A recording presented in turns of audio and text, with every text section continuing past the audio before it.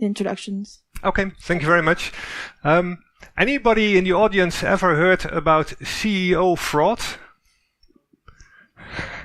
There was something in the media this week. I'm a CEO, so I thought this is about me. I must be doing something wrong. So I started reading, but it was not actually about me. It was about people impersonating people like me. So this happens almost on a daily basis, that people try to somehow benefit from other people by abusing security, by doing stuff that they're not supposed to do.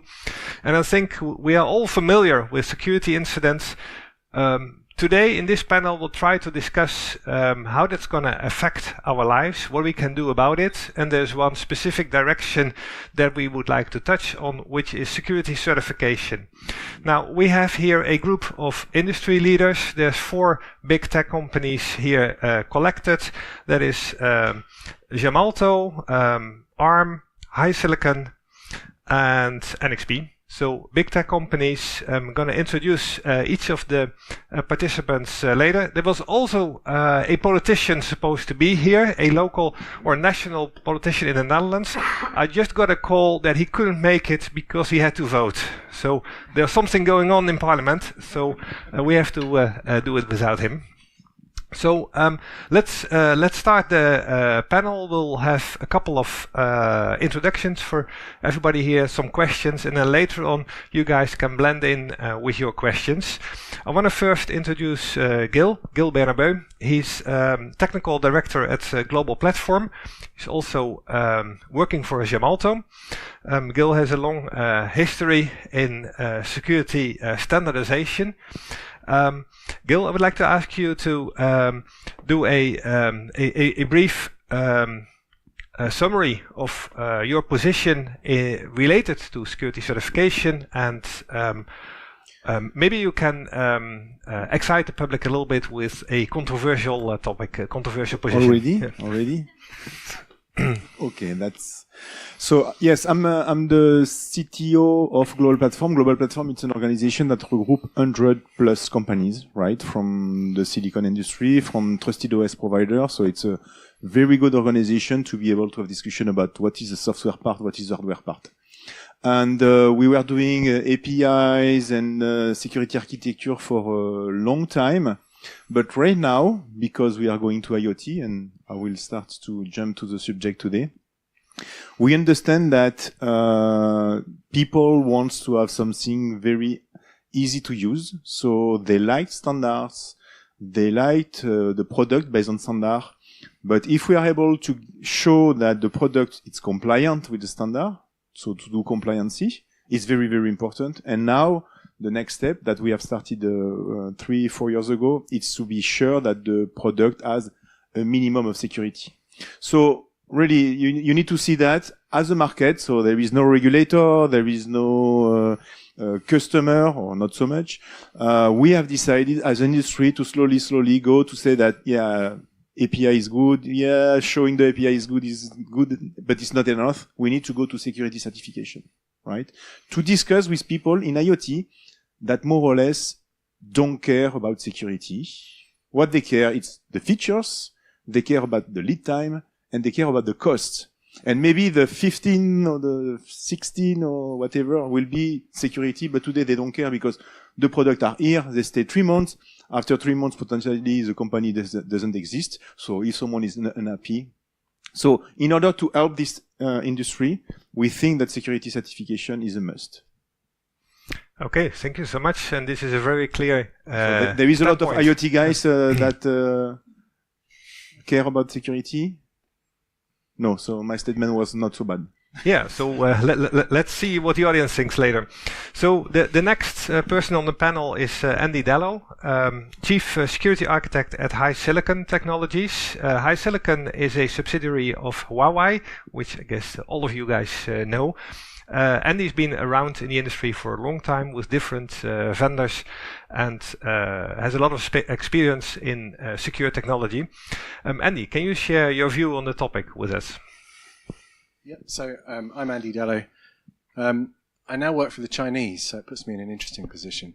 You might think that security certification is just all about benefiting the user, perhaps maintaining their privacy. It also has an important impact on companies that like mine. We need a level of trust in the products, not just at the user level, also at the political level, in order that people will actually be allowed to buy our products. For instance, there's some political implications in the US right now where they fundamentally don't trust products coming out of China.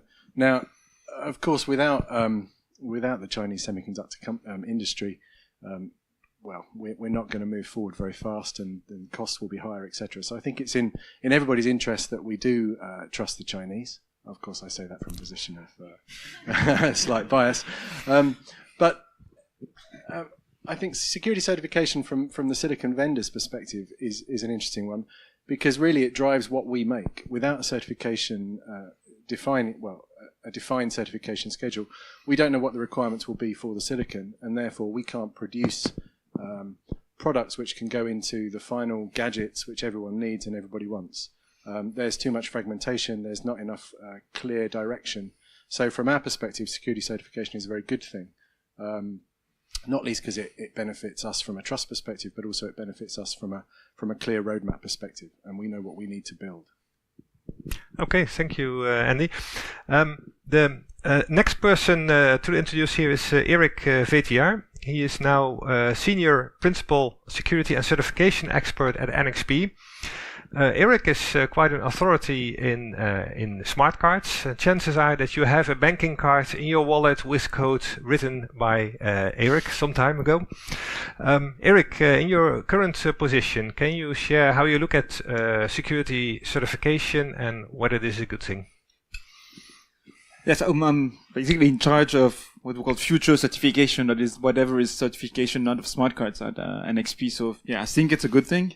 And I took that position also because I believe that, particularly around IoT, what we have today, which is all these very poorly protected IoT devices, is just a problem related basically to ecology. Once again, it's a bit like global warming, or like big plastic pollution in the Pacific. We're just accumulating a number of very poor things that will turn against us at some point. And like all the other things, whatever we do, it will take years before it has an effect, which means that the longer we keep on generating devices that can be hacked, come into botnets, etc., without doing anything, the more we're going to get into deep trouble, when these things accumulate, So I really want this thing to happen, but then if we keep the parallel with global warming and plastic pollution, a lot of people want this to happen, but it doesn't happen. Nothing happens.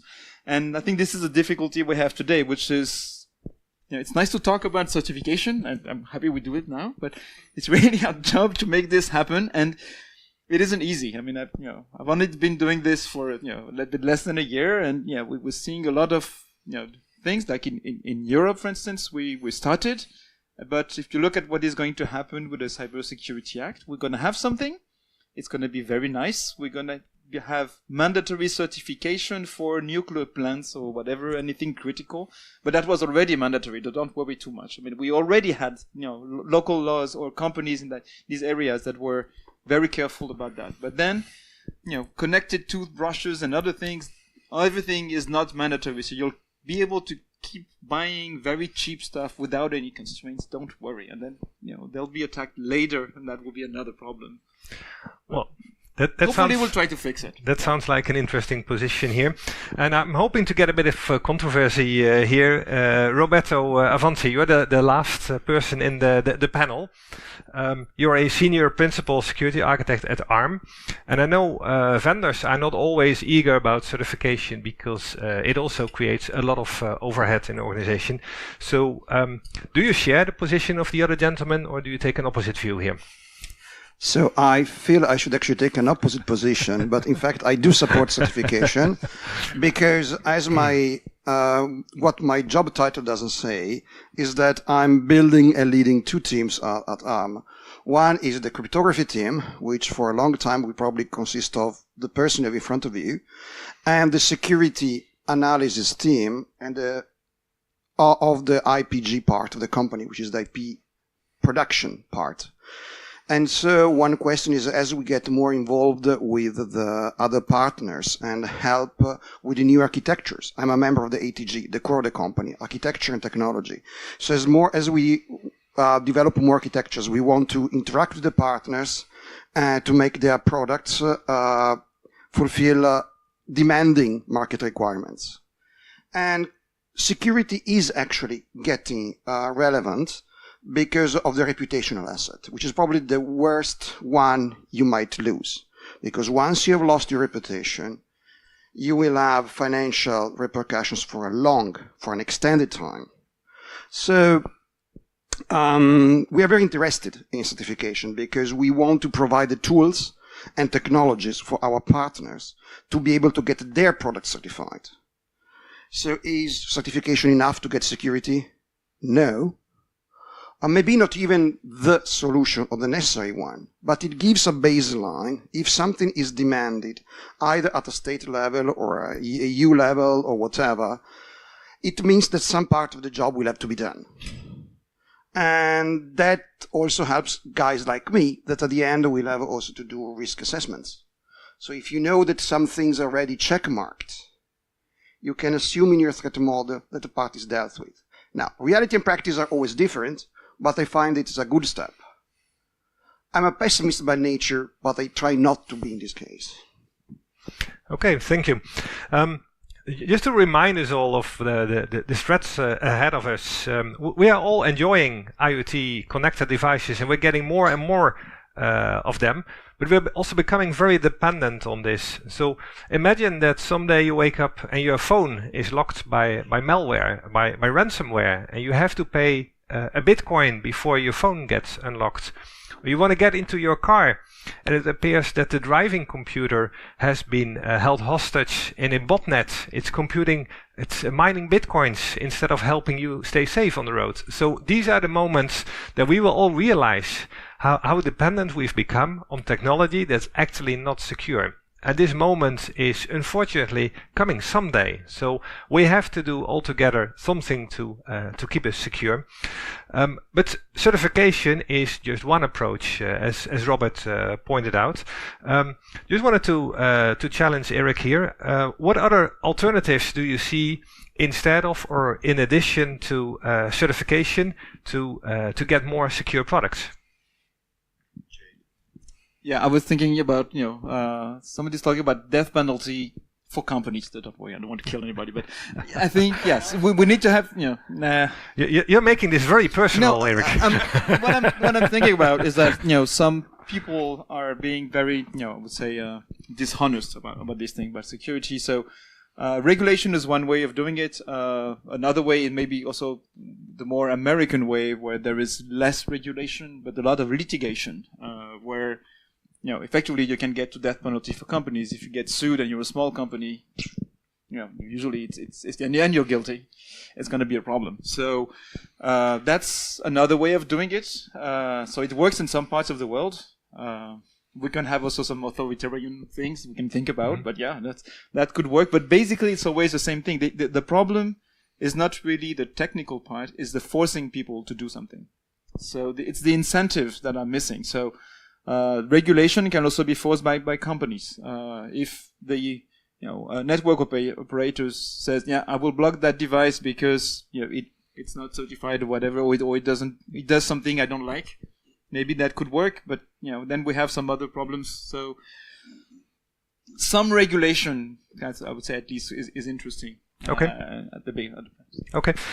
Just would like to challenge Andy here. There's also a method that might be more popular in this audience, bug bounties. And I'm assuming that a company like HiSilicon also uses bug bounties to help improve products. Can you comment on how you look at bug bounties in comparison to other methods to improve product security? I'm not sure why you looked at me when you mentioned authoritarian regimes. The bug bounties clearly have a place. They motivate a lot of very intelligent people who sit in their garages, beavering away to find things. But I'm not sure they're the full answer. Nor do I think, personally, is regulation. I think regulation maybe has a place in critical infrastructure, but The big problem with litigation, the big problem with regulation is it gets, in my view, it gets watered down to the lowest common denominator, and then everybody feels safe and it's all great because there's this standard, there's this regulation. Also, regulations take a very long time. They're a very slow process. They can't adapt, they can't evolve, they can't keep pace with threats. So for me, regulation doesn't really work either. So I'm not really convinced that bug bounties are going to solve the issues, and I'm certainly not convinced regulation will solve the issues. I think the only thing that really works is a more of a dynamic, industry-led certification scheme. Now, how you motivate that certification is more of a difficult question. But yeah, bug bounties are good, but so you're more in favor of self-regulation for the industry? Is that correct? Very much so. But one which is motivated not by box ticking, one which is motivated by a genuine desire to have a secure product. Now, how you motivate that desire is probably something we'll touch on in this panel, I'm sure. But I think that's probably our biggest challenge. When it comes to cars, there's a lot of safety regulation, and this is all imposed by governments, by law. So, Gil, I'm looking at you here. Would you say that government regulation would be a good thing in the IoT space? So it's a good one, because we had a discussion in another event, and the European Commission, one of the European Commission responsible was there, and we talked about how the regulation may help or may not help, and he gave me a very good example. It's the seat belts in the car, right? Volvo was the first car automaker to put the seat belt, because he was clear at this time in the 70s that putting a seat belt protect life. The first company that removed the seat belt was Volvo. Why? Because he was adding few hundred euros, and when the guy was going to buy this one or this one, the seat belt was no effect. And the regulation waiting that they reach 25,000 deaths per year in some country to say, oh, what we can do? But the seat belt, oh yes, done. So just to automated car, I'm very, very pessimistic, right? Very pessimist right now, because there is very difficult today for a regulation to say that, no, you cannot buy a Google product. Because all the people will say, why, you are rejected that? It's a fun stuff, it's automatic, etc. And the political people will have a lot of issue to finger point someone, time to time, either it's real politics. But fun stuff, etc., that are not secure, it's very difficult by regulation to reject it. So if we wait the regulation to reach a level of security which is acceptable in terms of risks, I think we are taking a lot of risks. The issue with IoT is not here you're talking to big companies that the brand, there is the processes, extra. I think in IoT there is a lot of little company. I have nothing against little company, but the brand image of a little company has more or less no value, right? So how you want to manage, to invest on security and extra. So this is the issue we have in IoT, is that the regulation will take a lot of time to arrive. Of course, I hope that automated car, it's a project in 25 years, and then the risk will, and the regulation will follow. So it's, I will say, a good market. But as said by Eric, there is plenty of little things that become more and more actuator. It's not anymore an object which is passive. It's an object which is able to do something. And all the objects that are not very good, that are here, that are dormant, and that can actuate on our life, this is where regulation will not be effective, because it will arrive too late. And then after, the people today in the room, who is looking the certification security of the connected fridge, as an example? You buy and you look the consumption, power consumption, A, B, C, D. There is nothing about how much this can order the beer that I don't like and fill the fridge with plenty of beer, right? So as an end user today, it's not a lot of interest for us. Therefore, the political people will stay a lot without, do we need to do something? We have plenty of stuff to do. Well, we will better about the connected fridge, right? So we should find the three solutions. Sometimes regulation, sometimes the company moving the market high. Oh yeah, go. No, what do I say? It's one of our typical catch-22 situation. So if we do something because we feel the need to do something better now, of course there won't be many accidents, even though there probably will still be some vulnerability, and the regulator will never intervene. If we don't do anything, then probably there will be some quick regulation, which is anyway welcome, but they will point the finger at us. It's like when you do a good job at security, at some point a manager will tell you, but nothing has happened. Why do I have you on the payroll? If you do a bad job, they say, hey, you haven't done anything. So, it's really this kind of catch-22 situation. With security, it's always this. So yes, you're making me again very pessimistic, even more. But we probably have to educate the leaders, the political leaders. So a lot of time they take advice from people that are not technically savvy. Maybe we should invite them, provided they don't leave the seat empty, more often to events and talk about past history a bit more. It's true that human beings tend not to learn from history, and we should give indeed another try before giving up. That's my I'd like to... if I may just to add something, at Global Platform, so again, 100 companies working together, right? The way that we envisage the security is, of course, to work on tools and to help the vendors to reach more quickly the level of security. But the second part of the investment, it's training, promoting, education, because we are talking again about plenty of device manufacturers that they have plenty of things to think. So we need to train them. And also we need to go to the regulator to say that in some cases we have the solution, don't need to invent something. The industry is able to create some stamps. So by the way, most of the companies are going to Global Platform to get stamps. So you have here the good example. And we are able to show that to regulator that if you want to set up something, it's here. Just mandate it. I would like to go back to the topic of automotive and relate this to security for banking cards. This started, banking cards with chips were introduced 15 years ago, and I think everybody agreed that your banking cards should be secure. You don't want to lose your money, and people would be supportive of having more security measures in there. But when you look at cars, companies like Volvo, they try to make it a advertising advantage that their car is safer than other cars, and therefore try to sell more, and that's worth the effort for making these safety measures. 10 years ago, that would be a good argument for me. I would understand that a car that's safer is better for me, so I should spend more money. But today, I don't really care so much about the safety of my car. I care about the security of the other cars. If there's no driver in those cars anymore, how would I be sure that those cars would not be out to kill me? So I don't see any car vendor would have an interest in introducing features that are not going to be helpful to their customers, but to random other people. So Eric, coming back to you, how do you look at that? Does that make your position different? Got you there. No. Well, I think that really my main position is actually the main problem we have is that, one reason for having, I would say, some, regulation background is the fact that actually the risk that we have to deal with is more of a global risk to the community rather than a local risk.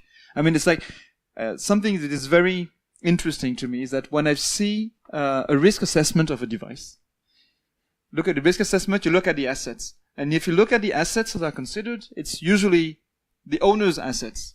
The fact that the device can also be part of a botnet that will take, our governments down is not considered there. But then if somebody sells 1 million devices, then it should be considered, because one device cannot take any government down, but 1 million can. And I think that's one of the problems. It's the same thing with cars. When you consider the risk of a car, you have to consider risks to the others. I know there was a rumor of in Mercedes, the car saying that, if there's a choice between killing the pedestrian and jumping in the void and killing the Mercedes driver, you'd rather go for the pedestrian. No, I don't know. Well, maybe we need to think about this one. So, all of these are, also very, once again, a lot of companies, don't have the right incentives. The incentives align right, and well, that's I think that's the only thing where we differ. I mean, I think that a regulation can work a bit on incentives. It's not optimal. I'd like to have more like people deeply convinced that this is what they have to do. But I think that a little bit of regulation around, I would say, some industry initiatives helps them at least to get the initial focus. A bit like the safety belt example. So go ahead.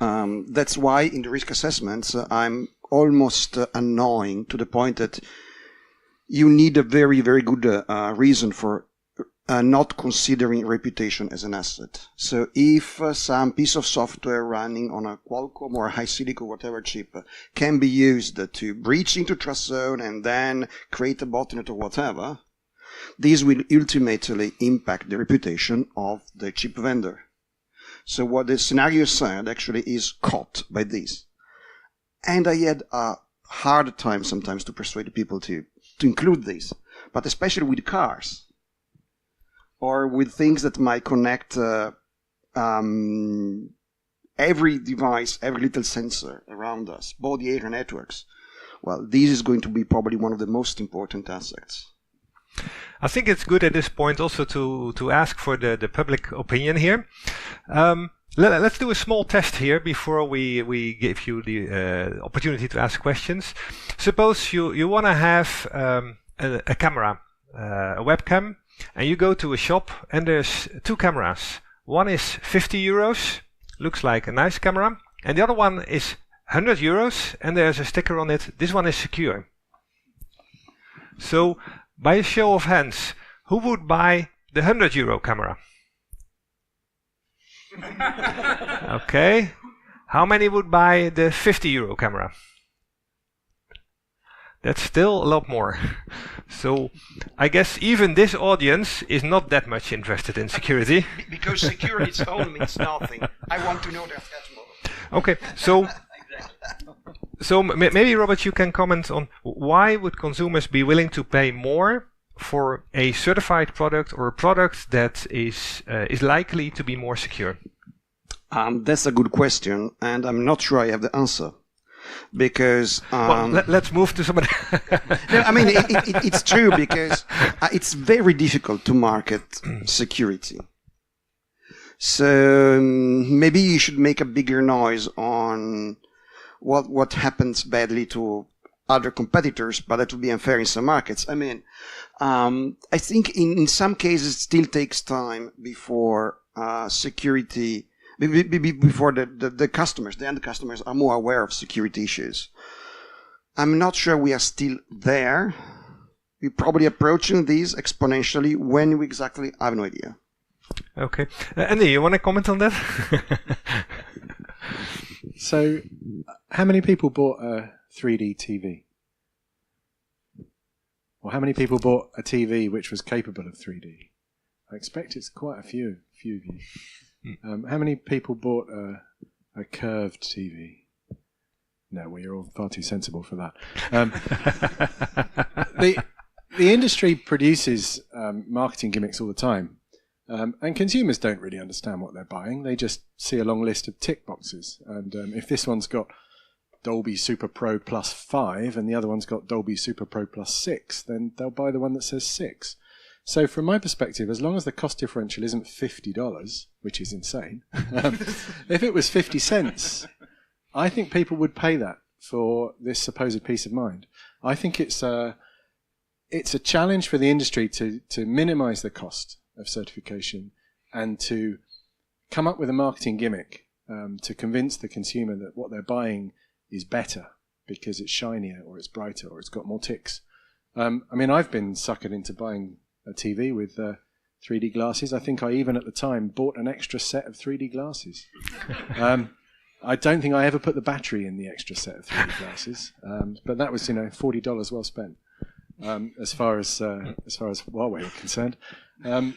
So I do think there's opportunity basically for marketing to drive the motivation. I don't think it has to be.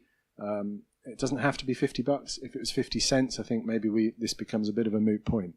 The bigger challenge for me is is how do we get to the point where it's only 50 cents, and how do we educate the product manufacturers that they want to do this because they'll sell more gadgets. Sounds like wise words. Let's hear it from the audience. Are there any questions for for the panel members? You had your hand up for a while. Hi, thank you. I noticed there was a mention of a bug bounty earlier. I might want to revisit that point for a second. If we can all recall the recent incident for BitFi, and all you need is one Cyber Gibbons that is motivated enough. Is he? Great guy.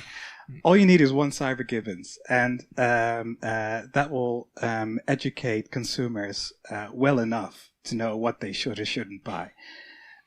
Security researchers aren't just in their basements just trying to get a bounty. They are really good for your marketing. So if you want to market the security of your product, a bug bounty is very good for that, because they want to show off what they've done. And if there's nothing to show off, right, your product is pretty good. So I guess your view here is clear, but what's the question? No, it's just a statement I wanted to make. So maybe let's avoid getting a lot of opinions and statements, but let's get some questions for the panel here. These people flew in from all over the world to help you understand a bit more about this topic. Yeah, well, thank you for being here. I think one of the problems is that, well, you are all big companies and so on, but this device can easily count like 50 or 100 different manufacturers in one single device. So even if we actually agree that some big companies might have like mandates for security and so on, the question is that how do we convince the rest of the chain that is also useful for them, even when their margin is so low that is not even considerable to have a security regulation? Because otherwise, what can happen here is that you set the barrier, the threshold, and because you need to meet your market constraints of cost and lead time to market, here's the threshold, you try to stay below to meet the requirements with the minimum effort. And you might get in a situation where basically you are saying you are meeting the requirements but giving a false sense of security, which may be exactly the opposite that we want. So the question is that how do we do that in such a complex market with such long supply chains across different continents if we do that by governments? That's my question. Okay, that sounds like a very valid question, and I saw Eric already nodding with that. So yeah, that's a very interesting problem. So it's like, beyond the regulation, I would say also the in the supply chain area. One thing is that if you look at the different people in the supply chain, the level of knowledge, of expertise about security is not the same. So to take you were showing a mobile phone. So if you look at the mobile phone, in there there's a good chance that there is maybe some secure element or maybe some chip with a TE, whatever. All these kind of things are kind of likely to be built by people who know a little bit about security. Same thing for the OS. Usually the people doing the OS, they're fairly good at it. And I think that the idea is to make sure that these people, when they get their certification or whatever, when they do their job right, they make sure that they carefully explain to the other ones what they have to do. And we go up by little to make sure that the job is simplified at every layer. So I'm not saying it is easy, but really what we're looking at is really making sure that as we get higher, the constraints are becoming less and less. Like for instance, if you look at an IoT device, if you have someone who's using a decent hardware with a decent OS, we should make sure that whatever they do at the application layer, they shouldn't be able to mess up with the connection to the cloud. That's dealt at the lower layer. And if we get there, we increase the chances that we get something. And basically the only thing they have in terms of security is a checklist. Did I activate this thing? Because they still need to do a few little things like that, in settings, but that's all. So,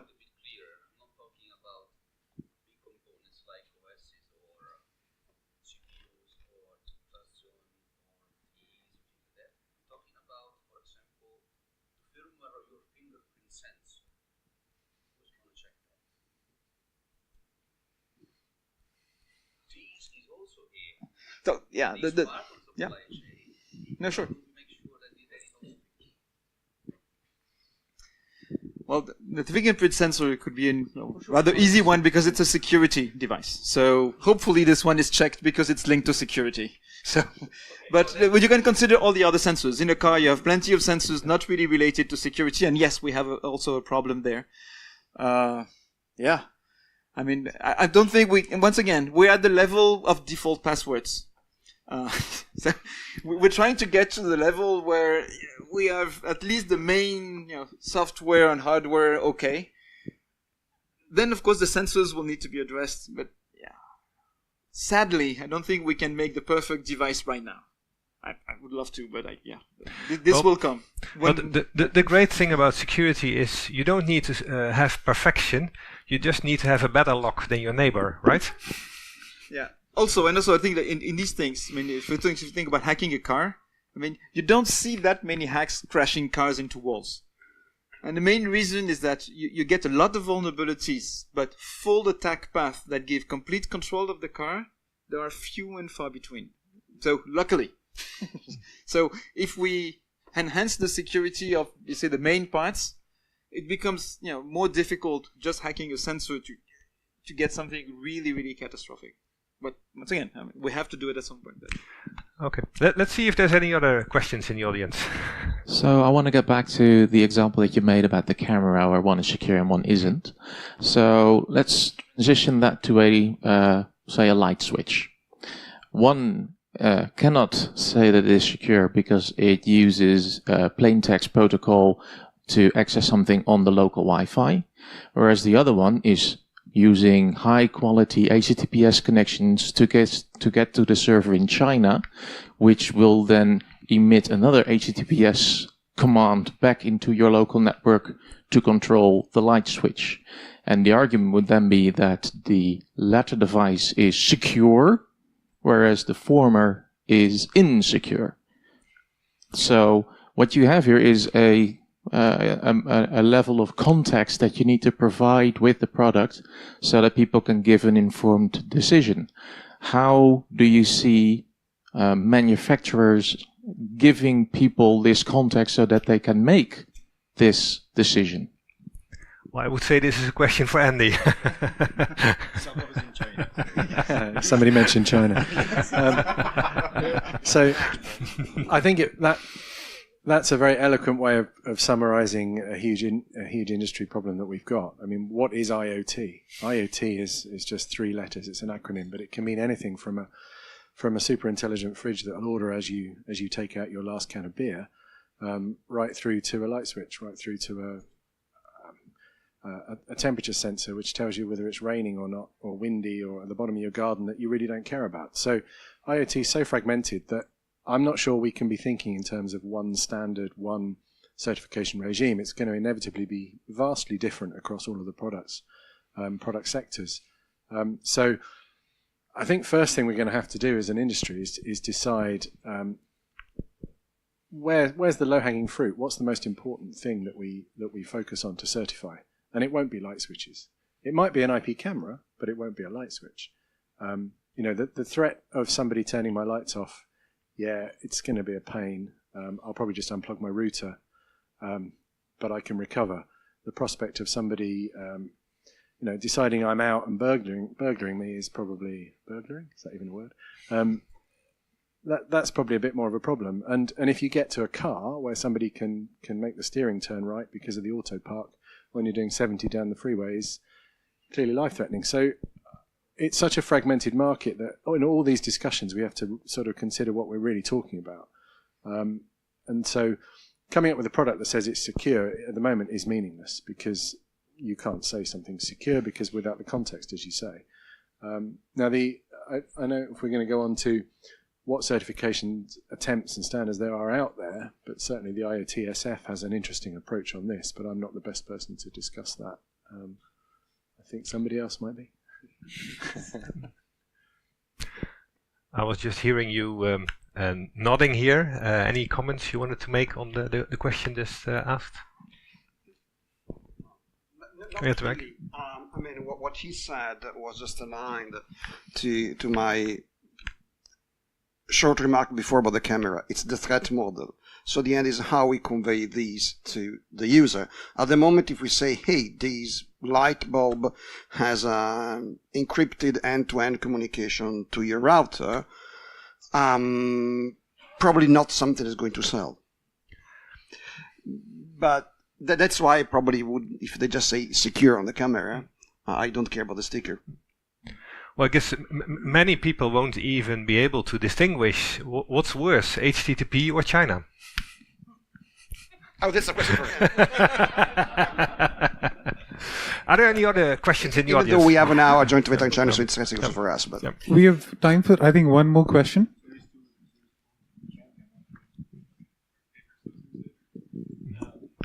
Just a quick question on, is there sort of a liability fix or that you've seen applied to this? So in civil engineering, if I build a bridge and it's not built to just best practices, not a specific standard even, and it falls down, I could go to jail, the company's going to get in trouble.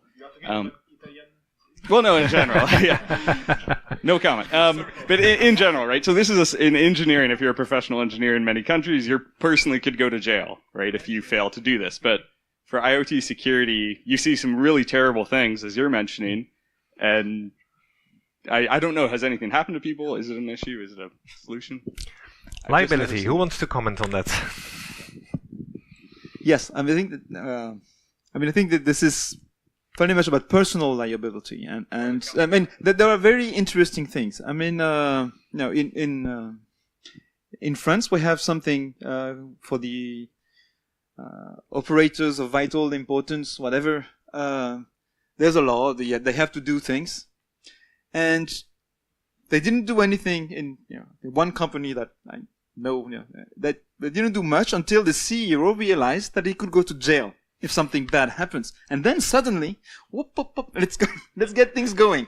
So yeah, that works, and also I think that it would make sense in computer science and electronics to think about personal liability of architects or whatever. I mean, having somebody effectively sign off on a design, with some obvious responsibility, could definitely be something. But once again, we're coming from an entirely unregulated area into something where we're getting more and more responsibility. And this applies to the Internet of Things, but it also applies to the Internet at large. I mean, we're using Internet for a lot of critical things. So I think when I'm in favor of regulation, it's not just telling people what to do. It's really looking, for instance, at, as you said, construction and other areas in which there are measures in place, and see which ones we could use. And definitely the personal liability is something that could be of use. And once again, it doesn't mean that if you've, I don't think anybody has gone to jail for this falling bridge in Genova, but still, I mean, you have a responsibility, which means that you just don't sign off, and then I think there's a big difference between security vulnerabilities and bad engineering, in a way, because somebody's deliberately trying to attack you.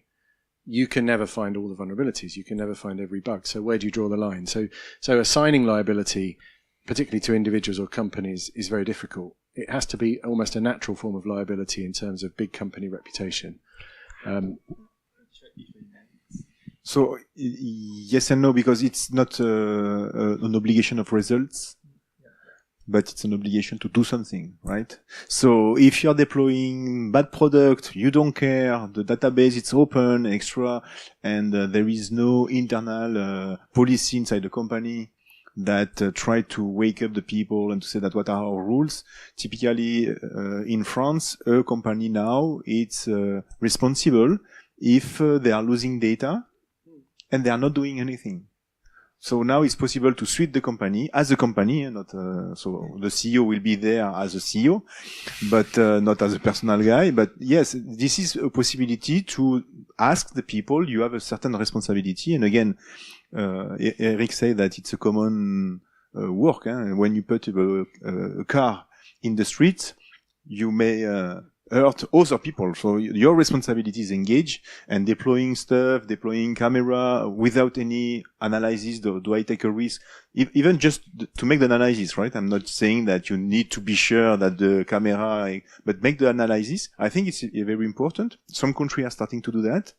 And it's a way to give responsibility to the owner or to the people that are making decisions.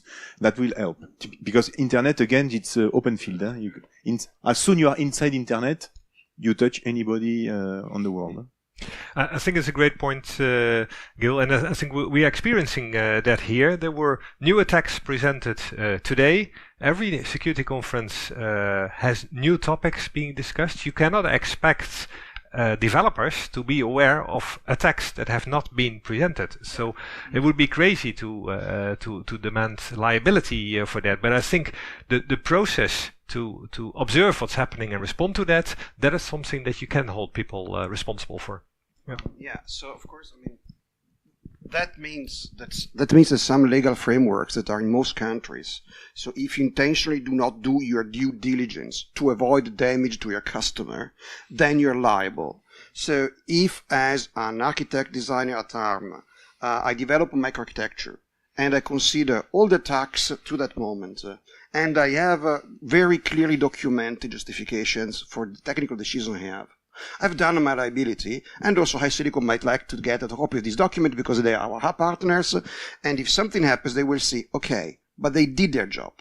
But if there was an attack introduced months before the tape out, and they did not address this, well, then I intentionally decide to ignore something, and we will have to accept the liability. I think the legal frameworks are there, and we should it's grayer than that. Of course it's grey, but I mean, at this point, there should be, from the lawmakers, an effort to extend this also to security. So I think we should stop with the questions because people might be getting hungry. But there's one final thing. I note in this panel that we started off discussing the certification topic, and there's so many aspects to that we cannot answer that question here today. Someday that question will be answered or become irrelevant due to what's happening in practice. So I'm just going to ask all the panelists to make a prediction. So is the answer to this question going to be given by the industry, politics, or the market? Any of three? You want to start? Probably markets. Markets. What about you, Eric? I'll go for the politics. Mm-hmm. I would say it will be all three in different sectors. So some sectors will be market, some sectors will be politics, some sectors will be industry. All shades of grey. Gil? No, we need to have the three. Without only one possibility, we'll be solving some problems. But on the consumer market, consumers should be the one to understand that they are taking risks between the 50 and the 100. We need to explain that. It's an effort. The industry need to help the other industry to do that. So I think the product vendor, the vendor, and the industry consortium like I'm representing today should do something. So the effort should be shared across the different parts. If not, you can do anything. Sometimes it's very easy. Oh, I was not aware. So, which is not a good solution. So yes, all the engineer in the room needs to think about security when you are coding. And we need also to ensure that we are able to do evaluation. And then it will be easy for a regulation to say that on this market, take this certification. If we don't have the three, it will be very difficult. Well, at least it's a political answer. Yes. We're all in this together. Vote for me, okay? We're all in this together. So, what's your answer? No, I'm going to keep that for me. Maybe next year.